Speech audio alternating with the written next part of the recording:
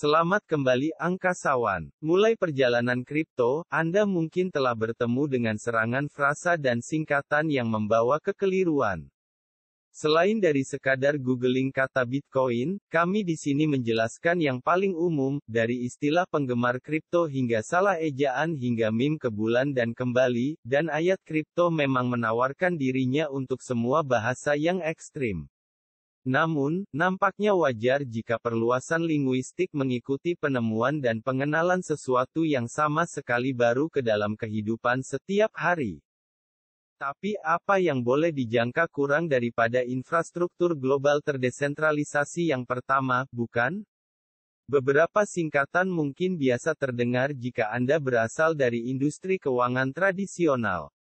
Jadi pendekatan kami untuk episode ini adalah, pertama, istilah berbagi penggunaan umum dari kedua-dua dunia, diikuti oleh ayat kripto eksklusif yang perlu Anda ketahui untuk membiasa diri Anda dengan teman kripto selama sesi teh tarik.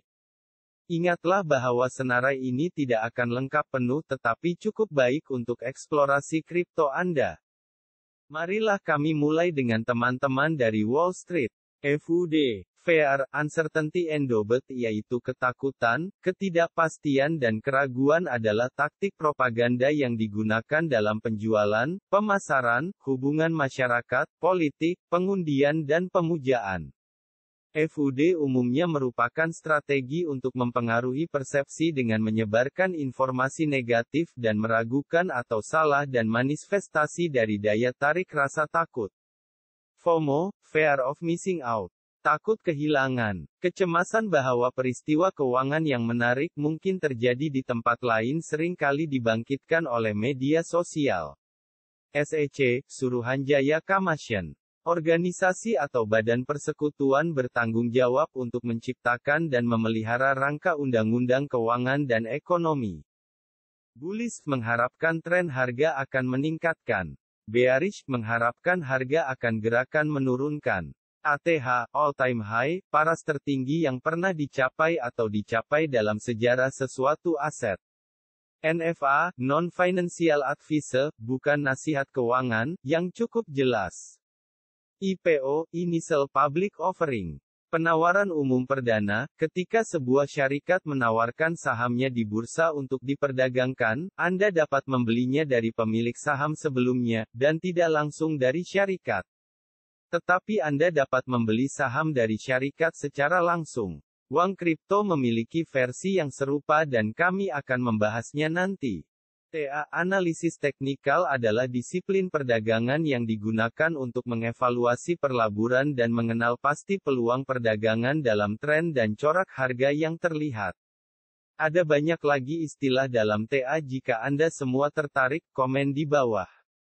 Uang fiat, mata uang terbitan kerajaan, alat pembayaran yang sah yang dikeluarkan oleh bank sentral negara berdaulat sebagai alat tukar barang dan perkhidmatan. KYC, singkatan dari Know Your Customer. Kenali pelanggan Anda, peraturan yang ditetapkan oleh kerjaan bagi syarikat untuk memperoleh sejumlah informasi tertentu dari pesertanya. ROI, Return of Investment. Pengembalian perlaburan, yang cukup jelas. CFD, Contract for Differences adalah kontrak perdagangan yang membayar perbezaan harga penyelesaian antara perdagangan terbuka dan penutupan. Anda tidak memiliki aset yang digaris bawah.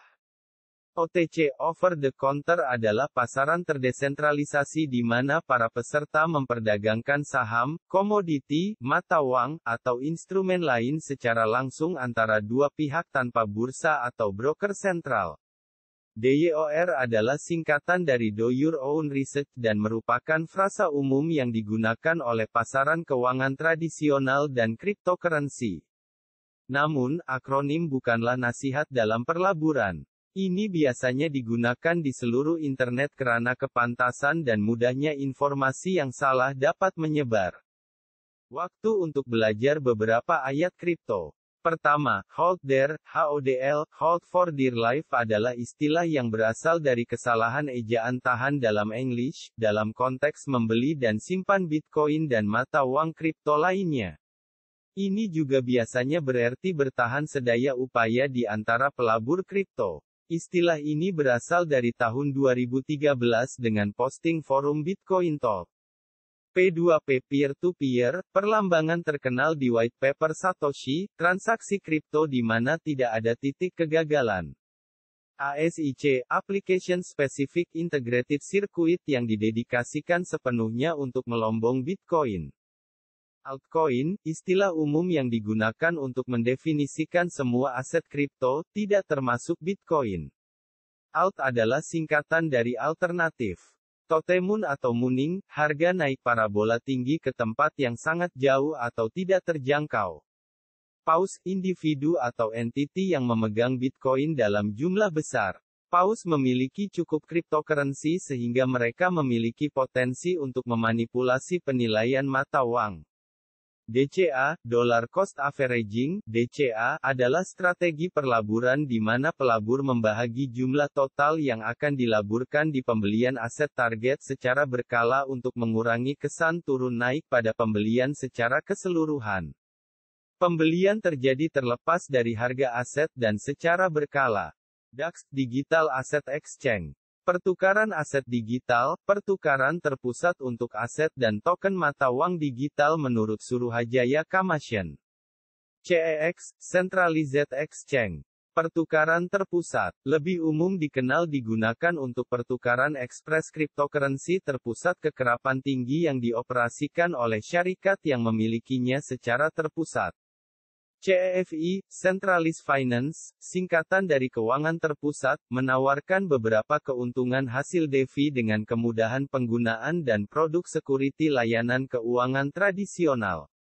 Dengan CEFI, Anda dapat memperoleh faedah dari tabungan, meminjam uang, membelanjakan uang dengan kad debit kripto, dan banyak lagi. Dari sentralisasi ke desentralisasi, DeFi, Decentralized Finance, akronim pilihan yang digunakan untuk merujuk pada keuangan terdesentralisasi.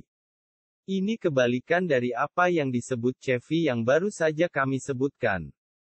DAO, Decentralized Autonomous Organization, organisasi berautonomi terdesentralisasi. Kumpulan entiti yang menyatu pada beberapa konsep terpadu dan beroperasi sebagai satu organisasi. DEX, Decentralized Exchange, pertukaran terdesentralisasi, terminologi yang digunakan untuk mengatasi dengan cepat dan pertukaran yang terdesentralisasi.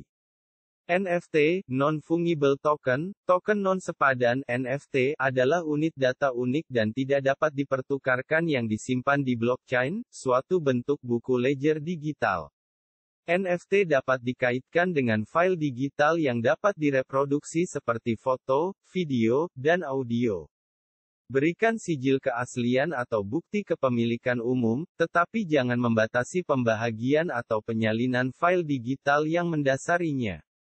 Biaya kos gas minyak, istilah agnostik atau universal blockchain, GUI untuk Ethereum, gas untuk Neo, DEL, yang digunakan untuk merujuk pada pembayaran mikro yang membantu mengoordinasikan pencernaan transaksi. Node komputer atau perangkat yang terhubung ke jaringan cryptocurrency dan membantu memperkuat ketahanan jaringan. ICO atau ITO, Initial Coin or Token Offering. Penawaran koin atau token awal. Mekanisme crowdfunding yang menggabungkan desentralisasi, dengan menjadi cara transfer nilai tanpa kepercayaan. Entiti sekarang dapat langsung ke umum dan mengumpulkan dana, sebaliknya mengandalkan beberapa perantara untuk menengahi proses, menyentuhi dana. Tokenomics, menggabungkan kata token dan economics, kita bertemu dengan permainan budaya kripto lainnya pada kata-kata yang digunakan untuk membahas metrik dan peranan token dalam ekosistemnya. Paper hands adalah istilah yang digunakan dalam komunitas kripto untuk mengkarakterisasi orang yang menjual aset digital seperti Bitcoin saat pergolakan menyerang pasaran. Sebaliknya dari apa yang disebut diamond hands, tangan berlian atau orang-orang percaya yang mengatakan bahwa mereka akan bertahan untuk jangka panjang. Sebuah istilah yang dipopulerkan oleh masyarakat cryptocurrency.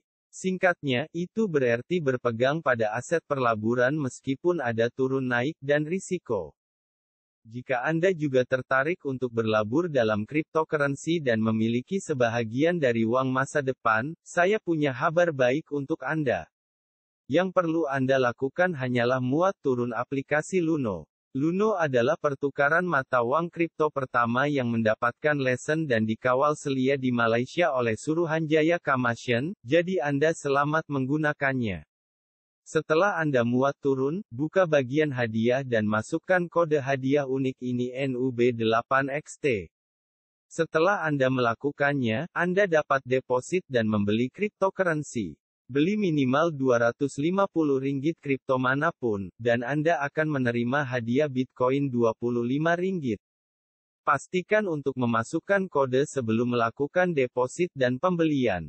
Saya akan meninggalkan tautan juga di deskripsi di bawah ini.